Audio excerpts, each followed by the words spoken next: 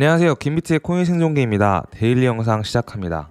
첫 번째로 보시는 화면은 미국의 S&P 500 주가 지수의 금리 동결 때의 움직임입니다. 2023년 누가 봐도 경제 상황에서 가장 중요하게 보고 있는 부분은 언제 금리를 동결할 것인가. 페드가 미국 연방준비은행이 그걸 다들 보고 계시죠. 지금 보시는 화면은 금리 동결 이후에 있었던 그 해마다의 주가의 변동입니다. 보시면 검은색이라고 해야 되나요? 회색이라고 해야 되나요? 2000년도에 5월 18일 이후에 금리 동결 때 이때만 주가가 떨어졌고 나머지는 금리 동결 시점부터 모두 다 주가가 올랐다는 걸 알 수 있습니다. 23년도에 많이들 금리를 얻는 순간 동결할 거라 보고 있는데 저희 팀 같은 경우는 2월 금리 인상을 마지막으로 하고 동결을 할 걸로 가정하고 있습니다. 지속적으로 저희가 많이 말씀을 드리고 있지만 금리라는 건 수많은 어떤 상호작용에 의해서 결정이 되기 때문에 많은 것들을 봤을 때 2월이 마지막 금리 인상이지 않을까 생각하고 있습니다. 따라서 이제 앞에서 보신 화면과 같이 주가가 올라간다는 가정과 이제 베어마켓 다시 또 안 좋아진다는 가정 두 가지를 저희가 주식을 통해서 볼 수 있을 텐데요. 이게 SPX의 주식인데 미국 주식이죠. 어떻게 보면 좋은 방향으로 보자면 1962년도와 2022년도를 비교했을 때 뭐 쌍바닥을 한 번 더 찍고 올라갈 수 있다라는 가정이 있겠고요. 또 2015년도와 2022년도를 비교했을 때 올라갔다가 얘도 조금 더 떨어졌다 다시 올라갈 수 있다라는 가정에 좋은 쪽으로의 방향이 보일 수 있겠습니다. 그리고 이제 안 좋은 쪽으로의 방향은 아직 떨어질 게 많이 남았다라고도 볼 수 있고요. 2008년도 금융위기 때의 모습이죠. 그리고 1973년도 이게 어떻게 보면 CPI 상황으로는 이때랑 좀 비슷하긴 한데 1973년도랑 비슷한지 아니면 2차 석유파동이 있었던 1978년도랑 비슷한지는 시간이 흘러봐야 저희가 알 것 같지만 어쨌든 이때 상황으로 봤을 때는 추가 하락이 있을 수 있다라는 쪽으로 볼 수도 있고요. 좋은 쪽과 안 좋은 쪽 둘 다 비교해서 볼 수 있는데 정답은 미래가 가르쳐줄 거라고 보고 있습니다. 하지만 아시다시피 거의 유일무이하게 모든 채널 중에 저희만 지속적으로 상승을 외치고 있다는 거 저희도 어떻게 보면 리스크를 크게 감안하고 말하고 있는 거지만 그렇게 생각해주면 좋을 것 같습니다. 그 다음은 유로피아 모델이라고 해서 패닉 지수인데요. 미국의 패닉 지수 중에 이게 1994년도부터 5번만 이렇게 저점의 패닉을 유지했습니다. 어떻게 보면 투자자들의 심리라고도 볼 수 있겠는데요. 이게 저점을 이렇게 달성을 했을 때 꽤나 많이 아래로 치솟았을 때 주식이 실제로 저점이었던 경우가 5번이 있었고요. 지금이 마침 그때랑 매우 유사하게 저점을 가리키고 있죠. 패닉 지수상. 저희가 이제 코인 채널이다 보니까 앞에는 주식을 좀 다뤘는데 다시 코인으로 넘어와 보죠. 보시면 이건 위에 있는 차트는 비트코인의 가격 차트이고요. 아래에 있는 차트는 이 시장에 있는 USDT, 쉽게 말하면 달러가 들어와 있는 시장 지배를 얼만큼 하고 있냐의 차트입니다. 보시면 되게 재밌는데요.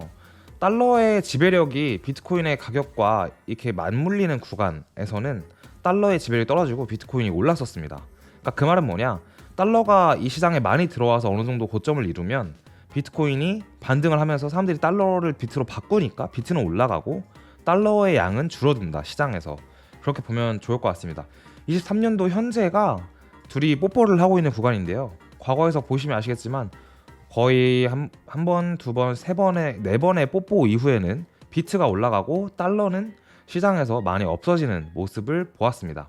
이게 어떻게 보면 금리랑도 약간은 일맥상통하긴 하는데 같이 보시면 재미있는 자료인 것 같습니다. 따라서 확률상 이걸로 봐도 비트가 오를 가능성이 높다라고 보면 좋을 것 같습니다. 비트코인이 지금 23년도 올해죠. 이제 올해의 차트를 어떻게 그릴 것이냐라는 것에 대해 생각이 다들 다 다른데요. 2015년과 18년 두 가지로 거의 15년과 19년도 두 가지로 비교를 많이 합니다. 15년도 같은 경우에는 저점을 찍고 나서 약간의 박스권을 그렸고 이 박스권에서 쌍고점을 만들고 또 트리플 바닥을 거의 만들었다고 볼 수 있는데요.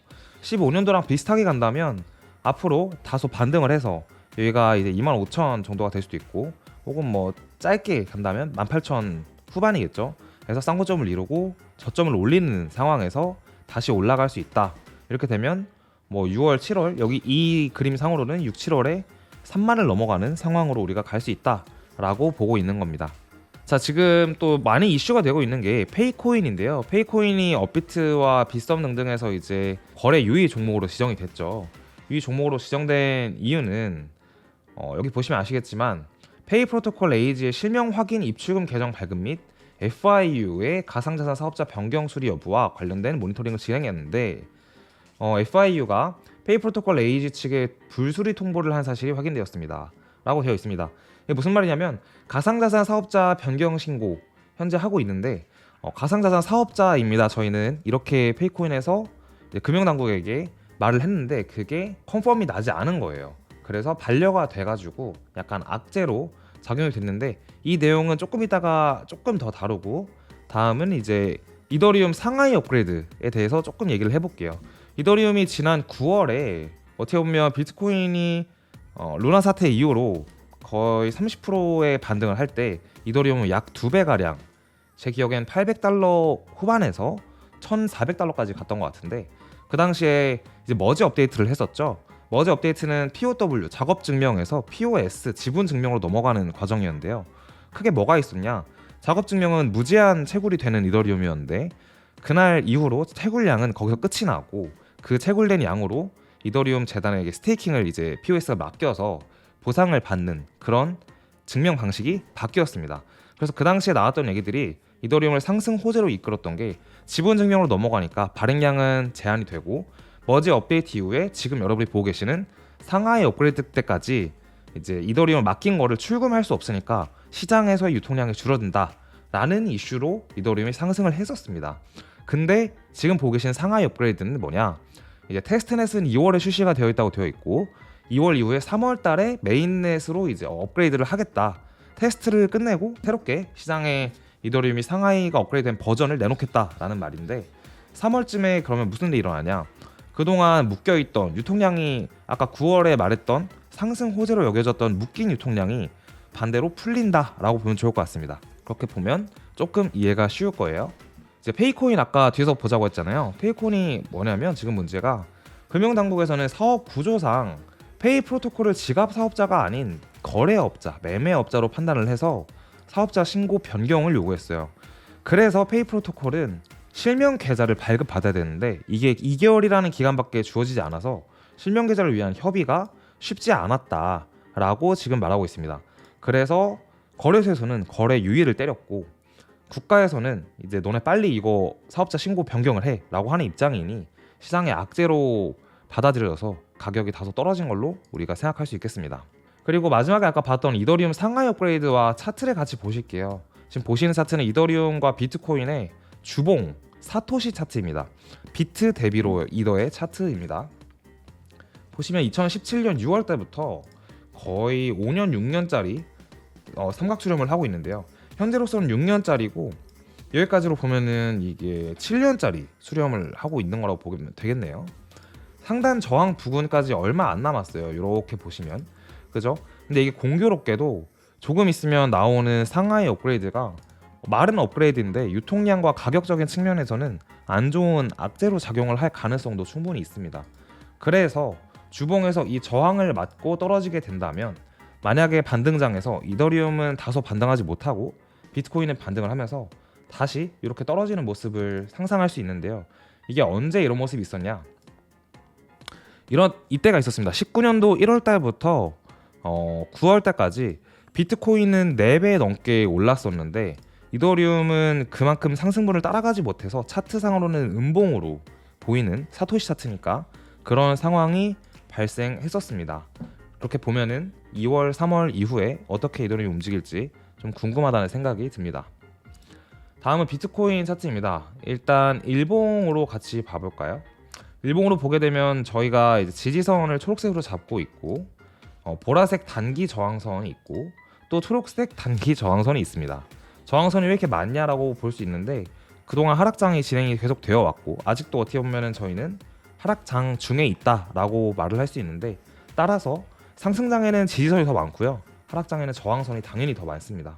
자, 이렇게 보면 이 저항선은 보라색은 22년 8월 달에 형성된 25,000달러부터 내려온 저항선이고요.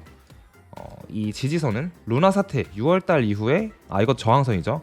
루나 사태 이후에 지지가 되었던 지지선인데 이제는 저항선이 돼버린 선입니다.